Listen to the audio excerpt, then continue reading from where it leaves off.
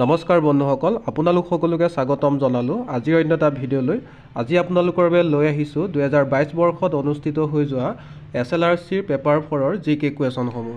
এই পেপাৰখন আছিলে গ্ৰেজুৱেশ্যন লেভেলৰ, যিসকলে গ্ৰেজুৱেশ্যন কৰা পোষ্টত এপ্লাই কৰিছিল উইথ কম্পিউটাৰ বা উইদাউট কম্পিউটাৰ, তেওঁলোকৰ বাবে এই পেপাৰখন আছিল। বন্ধুসকল, চাওঁচোন আহক পেপাৰখন কেনেকুৱা আহিছিল, পেপাৰখনৰ জিকে কুৱেশ্যনসমূহ কেনেকুৱা ধৰণৰ আছিল।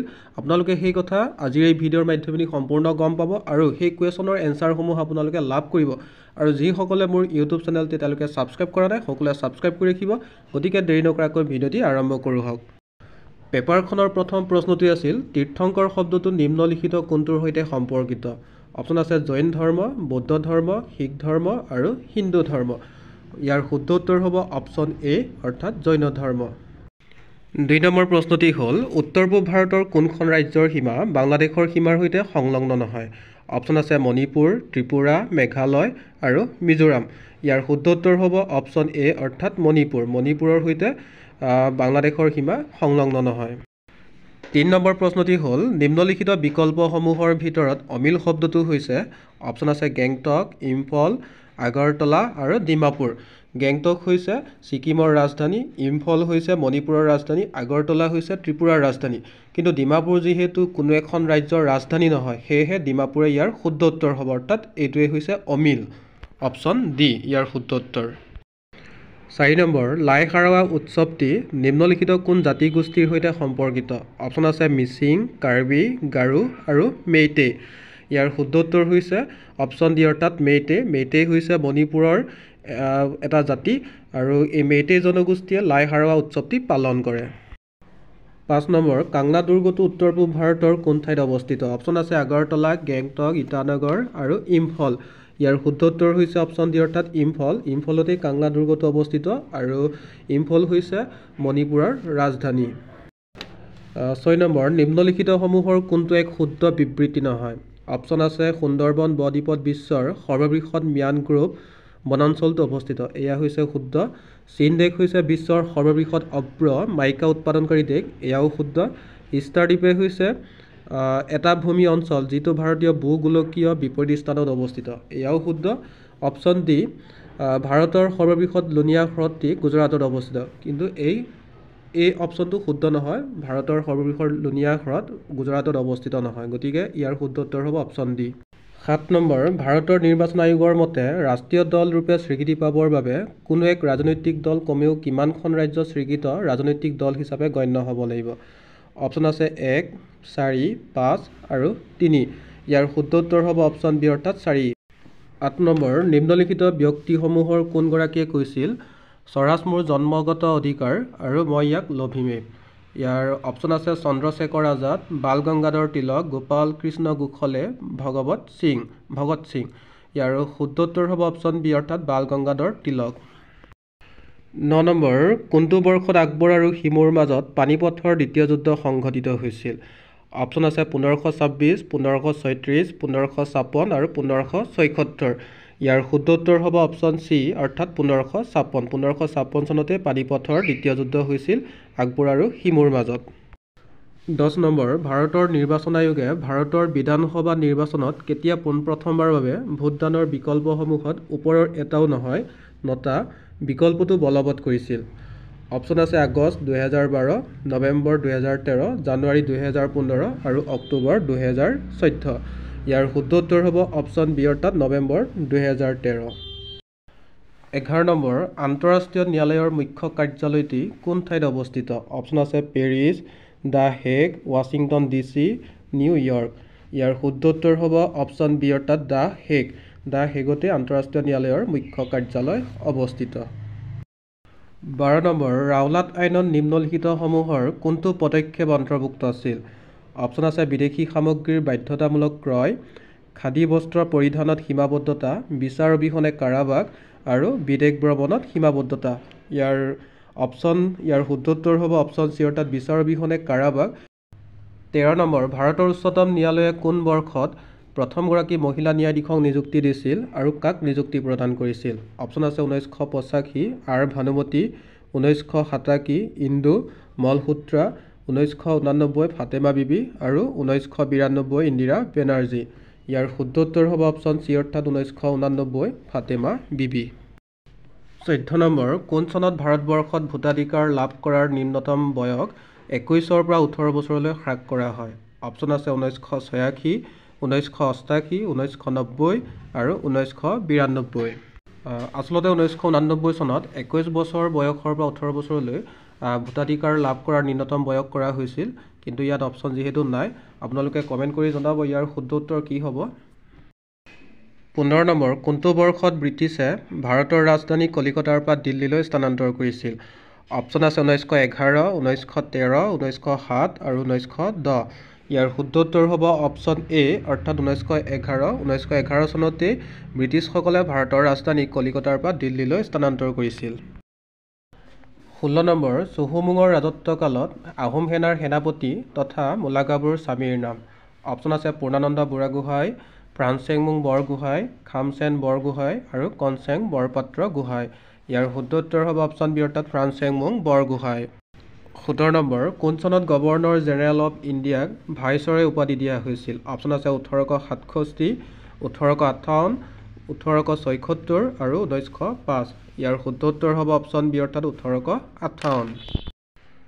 18 নম্বৰ, নিম্নলিখিত কোনটো সাংবিধানিক ব্যৱস্থাৰ আধাৰত বড়োলেণ্ড টেৰিটৰিয়েল কাউন্সিলৰ সৃষ্টি হৈছে?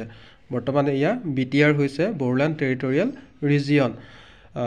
অপশ্যন আছে দ্বিতীয় অনুসূচী, সপ্তম অনুসূচী, ষষ্ঠ অনুসূচী আৰু পঞ্চম অনুসূচী। ইয়াৰ শুদ্ধ উত্তৰ হ'ব অপশ্যন চি অৰ্থাৎ ষষ্ঠ অনুসূচী। 19 নম্বৰ, পাকয়ং বিমানবন্দৰটো ক'ত অৱস্থিত? অপশ্যন আছে অৰুণাচল প্ৰদেশ, ছিকিম, মণিপুৰ আৰু মিজোৰাম। ইয়াৰ শুদ্ধ উত্তৰ হ'ব অপশ্যন বি অৰ্থাৎ ছিকিম। 20 নম্বৰ, হৰপ্পা খননৰ সকলো স্থলতে উমৈহতীয়াভাৱে প্ৰাপ্ত প্ৰাণীৰ চিত্ৰটি হৈছে?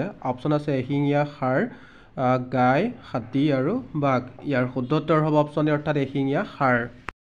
21 নম্বৰ, অলিম্পিকৰ পতাকাখনত কেইটা আঙুঠিৰ চিত্ৰ আছে? অপশ্যন আছে 4, 5, 6 আৰু 7। ইয়াৰ শুদ্ধ উত্তৰ হ'ব অপশ্যন বি অৰ্থাৎ 5। 22 নম্বৰ, আৰ্জেণ্টিনাৰ ৰাজধানী চহৰ হৈছে? অপশ্যন আছে বুয়েনছ এয়াৰ্ছ, চেণ্টিয়াগো, বুগোটা আৰু লিমা। ইয়াৰ শুদ্ধ উত্তৰ হ'ব অপশ্যন এ অৰ্থাৎ বুয়েনছ এয়াৰ্ছ। 23 নম্বৰ, এয়াৰ এছিয়াৰ মুখ্য কাৰ্যালয় ক'ত অৱস্থিত? অপশ্যন আছে মুম্বাই, কুৱালালামপুৰ, জাকাৰ্টা আৰু বেংকক। ইয়াৰ শুদ্ধ উত্তৰ হ'ব অপশ্যন বি অৰ্থাৎ কুৱালালামপুৰ। 24 নম্বৰ, নিম্নলিখিত কোনটো কম্পিউটাৰৰ এক অপাৰেটিং ছিষ্টেম নহয়? অপশ্যন আছে উইণ্ড'জ 11, লিনাক্স, মাইক্ৰ'ছফ্ট অফিচ আৰু উবুণ্টু। ইয়াৰ শুদ্ধ উত্তৰ হ'ব মাইক্ৰ'ছফ্ট অফিচ অৰ্থাৎ অপশ্যন চি। 25 নম্বৰ, নিম্নলিখিতসমূহৰ কোনটোক বৰ্তমান সময়ত ভাৰতবৰ্ষৰ সৰ্বোচ্চ হিমালয় শৃংগ হিচাপে বিবেচনা কৰা হয়? অপশ্যন আছে কাঞ্চনজংঘা, নন্দা দেৱী, কামেট আৰু মানা। ইয়াৰ শুদ্ধ উত্তৰ হ'ব অপশ্যন এ অৰ্থাৎ কাঞ্চনজংঘা। 26 নম্বৰ প্ৰশ্নটি হ'ল, কোনখন পৌৰাণিক ভূগৰ্ভস্থ নদী প্ৰয়াগৰাজৰ ত্ৰিবেণী সংগমত গংগা আৰু যমুনা নদীৰ সৈতে মিলন হোৱা বুলি গণ্য কৰা হয়? অপশ্যন আছে ভাগীৰথী, অলকানন্দা, সৰস্বতী আৰু শতদ্ৰু। ইয়াৰ শুদ্ধ উত্তৰ হ'ব অপশ্যন চি অৰ্থাৎ সৰস্বতী। 27 নম্বৰ, নিম্নলিখিত কোনবিধক কেৰেট এককত জোখা হয়? অপশ্যন আছে তীখাৰ দণ্ড, দুগ্ধৰ চৰ্বি ভাগ, কেশৰ আৰু সোণ। ইয়াৰ শুদ্ধ উত্তৰ হ'ব অপশ্যন ডি অৰ্থাৎ সোণ। 28 নম্বৰ, অধ্যয়নৰ কোনটো শাখাই জীৱাশ্মৰ ওপৰত ভিত্তি কৰি পৃথিৱী পৃষ্ঠত জীৱৰ ক্ৰমবিকাশৰ বিষয়বস্তু সামৰি লয়? অপশ্যন আছে পেলিয়ন্টলজি, আৰ্কিঅলজি, জিঅ'লজি আৰু জিঅ'মৰ্ফলজি। ইয়াৰ শুদ্ধ উত্তৰ হ'ব অপশ্যন এ অৰ্থাৎ পেলিয়ন্টলজি। 29 নম্বৰ, বায়ুমণ্ডলীয় চাপ জুখিবৰ বাবে কোনবিধ যন্ত্ৰ ব্যৱহাৰ কৰা হয়? অপশ্যন আছে নেনোমিটাৰ, বেৰোমিটাৰ, অল্টিমিটাৰ আৰু হাইড্ৰোমিটাৰ। ইয়াৰ শুদ্ধ উত্তৰ হ'ব অপশ্যন বি অৰ্থাৎ বেৰোমিটাৰ। 30 নম্বৰ, খো-খো খেলত চেজিং টীমৰ কিমানজন সদস্যই খেলপথাৰত প্ৰৱেশ কৰি আঁঠুৰ ভৰত বহি থাকে? অপশ্যন আছে 8জন, 10জন, 9জন আৰু 7জন। ইয়াৰ শুদ্ধ উত্তৰ হ'ব অপশ্যন এ অৰ্থাৎ 8জন। 31 নম্বৰ প্ৰশ্নটি হ'ল, নিম্নলিখিত কোনবিধ ভাৰতবৰ্ষৰ থলুৱা নহয়? অপশ্যন আছে চিম্পাঞ্জী, এশিঙীয়া গড়, নল গাহৰি আৰু নাহৰ ফুটুকী বাঘ। ইয়াৰ শুদ্ধ উত্তৰ হৈছে অপশ্যন এ অৰ্থাৎ চিম্পাঞ্জী। চিম্পাঞ্জী ভাৰতবৰ্ষৰ থলুৱা জন্তু নহয়। 32 নম্বৰ, আনুষ্ঠানিক ঘোষণা অনুযায়ী ভাৰতৰ ৰাষ্ট্ৰীয় বৃক্ষ কোনবিধ? অপশ্যন আছে দেৱদাৰু, বটগছ, আহত আৰু নিম। ইয়াৰ শুদ্ধ উত্তৰ হ'ব অপশ্যন বি অৰ্থাৎ বটগছ। সেইদৰে অসমৰ ৰাজ্যিক বৃক্ষ হ'ব হুলুং গছ। আৰু বাকী যিসমূহ ফলৰ নাম, জন্তুৰ নাম ৰাজ্যিক হওক ৰাষ্ট্ৰীয় হওক সেইখিনি আপোনালোকে মনত ৰাখি থৈ দিব। 33 নম্বৰ অগ্নেশ গুঞ্জা বুয়াজুৰ অধিক জনপ্ৰিয় নামটো কি? অপশ্যন আছে মীৰাবেন, অৰুন্ধতী ৰয়, মাদাৰ টেৰেছা, ভগ্নী নিবেদিতা। ইয়াৰ শুদ্ধ উত্তৰ হ'ব অপশ্যন চি অৰ্থাৎ মাদাৰ টেৰেছা।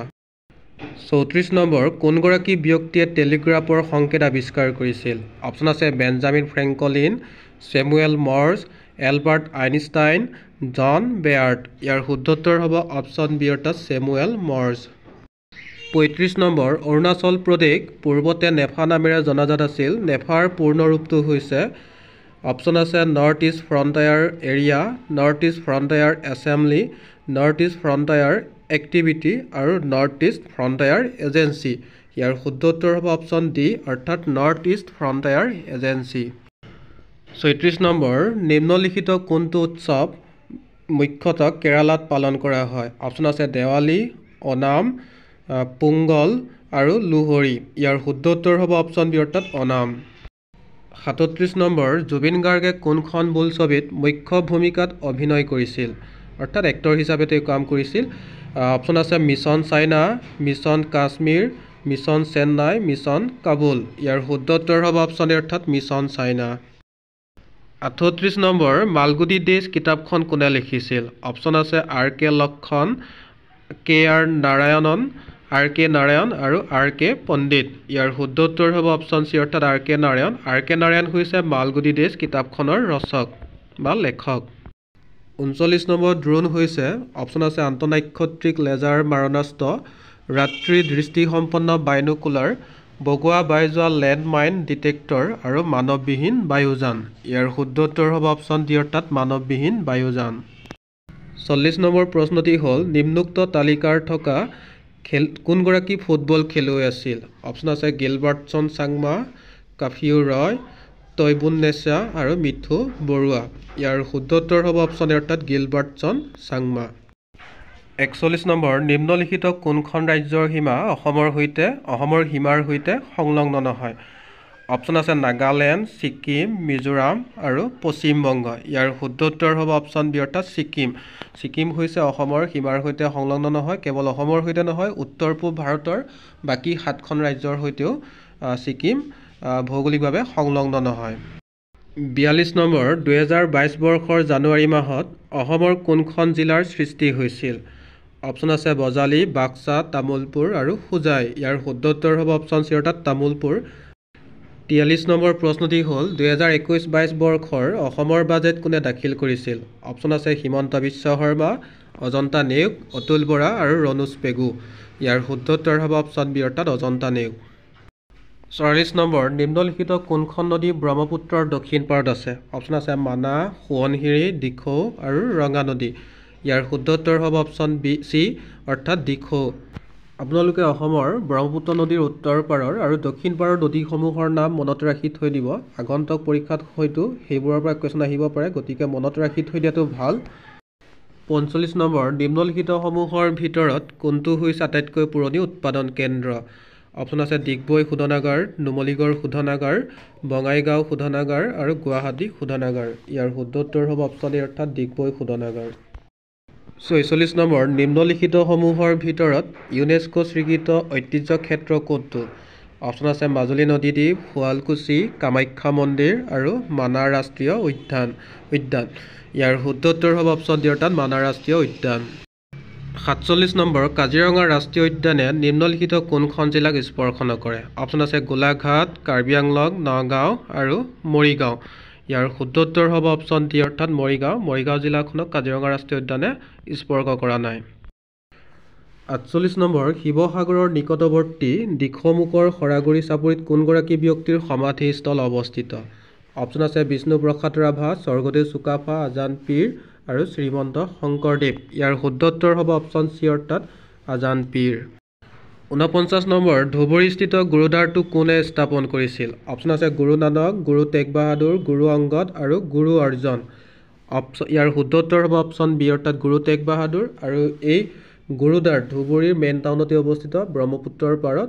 আৰু এই গুৰুদ্বাৰটো নিৰ্মাণ কৰিছিল স্থাপন কৰিছিল গুৰু টেগ বাহাদুৰে।